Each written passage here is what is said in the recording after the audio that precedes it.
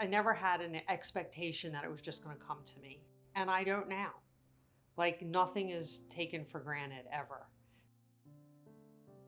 I took art lessons as a little girl. I went to a place called Mary's Art Studio, and my mother would drive me to Mary's Art Studio. I was born in 1962, so I remember the 1968 riots.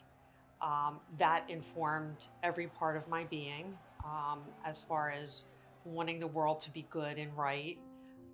Grew up, always had like a creative desire. I'd say that I'm a creative thinker. I like doing art, but I took some class. I dabbled my whole life, but not like the people that work here. They are truly talents. I always felt great doing art, and it was my recess.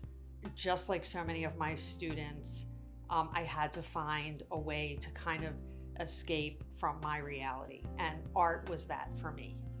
And it made me feel good when I did it. And I felt like I can combine my love of people, which is why I became a lawyer, because I wanted to help people, and my love of art. And that's where this is the result of me taking a passion, two passions, people and art, and combining them to bring joy to people who might not otherwise get that opportunity.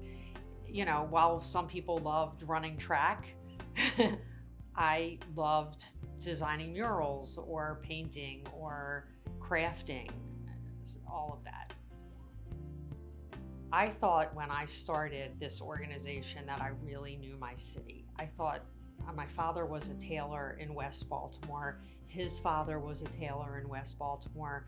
We were not people who stayed in a silo. We traveled to the city, we walked around the city. And I thought I knew Baltimore. I really thought I did. And then I started really digging into our community, and I realized, but for the grace of God, I'm not having a life experience like so many of the people I was meeting. And I really could not comprehend that just 10 miles away, I had friends that were throwing away food out of their refrigerator, and I knew people now that didn't have the next meal. And I lost friends during that time. I was like, I could not reconcile my life, my privilege. But I made choices, and I had incredible support from my family. My husband was extraordinary, just in making me continue the mission. Like when things would be overwhelming, he'd be like, "You're going back tomorrow."